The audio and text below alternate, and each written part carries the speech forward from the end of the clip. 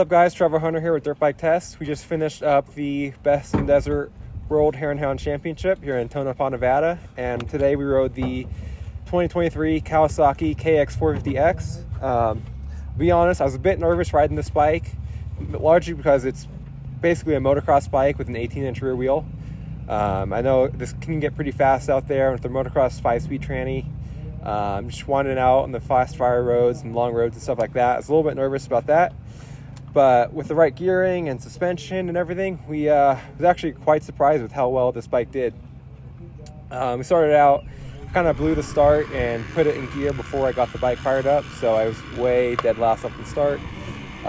Just kind of worked my way through the dust pretty much all day long. But handling-wise, this bike is unbelievable. I was pretty surprised. We came out from the Blythe GP last weekend, which was a gnarly, rough, sand track kind of Grand Prix. We need ultra stiff setting, and yeah, just much different from what a typical desert race would. You would look for that. But yeah, this bike overall handled really good. The TCS suspension soaked up the desert really well. Forks were a little stiff in the rocks and like the tighter single track. Deflect a little bit, but we're pretty far in on the clickers, and I thought about going back out, but I didn't want to make any changes without riding the bike first, so I just ran it. But yeah, the bike handled really well. The motor is really, really good. Smooth, pretty easy to ride. We're up here at elevation too, like 6,000 feet. So it kind of tames the power of the 450 down a little bit. But yeah, it's really fun and easy to ride. I think with the right mapping, could have gotten a little easier to ride in the single track. We're on the green, or like the stock coupler off the motocross bike. It's a little abrupt and a little jerky off the bottom. So you get some of that tight single track. The bike can be hard to manage, but we grew to it, and after the first 10 or 15 miles, we kind of found out what works, what doesn't work, and just modulated the power of the clutch and riding taller gears and just kind of like that. But yeah, we ran 1347 gearing, which stock is 1351 on this bike and 1350 on the motocross bike. So that 47, it wasn't quite tall enough from some of the really, really fast fire roads, but unless you have a 6-speed where you're geared way, way tall, nothing will really be geared right for that. But everywhere else in the typical desert race setting, the gearing was spot on. First, we were still able to use second gear a lot, and a lot of the single track, just covering the clutch. But if we needed to drop into the first, it wasn't too low or too high, so we were able to, between first and second gear, we were able to pull through pretty good there and just cover the clutch when we needed to. Then the spacing between the gears from there was all pretty spot on. I'm not much of a rever, but if you rev the bike just a little bit more than maybe I'd be accustomed to, then you shift up. It was right in the meat of the power, so that worked out pretty good. And yeah, I think if you're going to go race a typical desert race or hare and hound, this 1347 gearing is really, really good.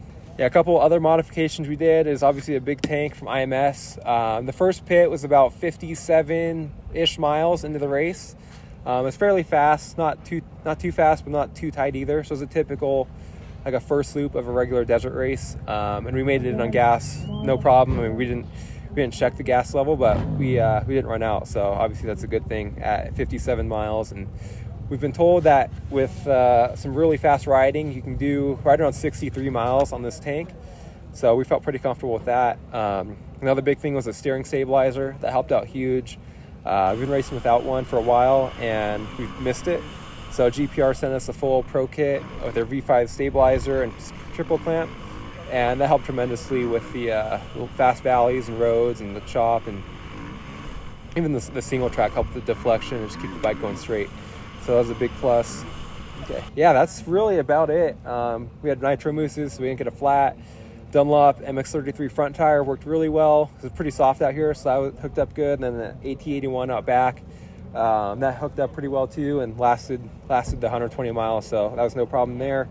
We put a different handlebar bend on, a little lower bend for my liking, because I'm not the tallest guy. Just a Pro Taper CR mid bend, so that helped out. Just a little more rider comfort for the rider triangle. That's more of a personal thing anyways. But overall, bike blew me away with how well it worked. I was a little nervous, like I said, but I could totally picture racing this in a desert race, a typical desert race, hare and hound, District 37, whatever. Bike is plenty capable with a few modifications. It's not perfect with a motocross transmission and everything, but overall, I think it's good enough to get the job done. And yeah, we're pretty pleased with it. So stay tuned to Dirt Bike Test for more, and we'll see you on the trail.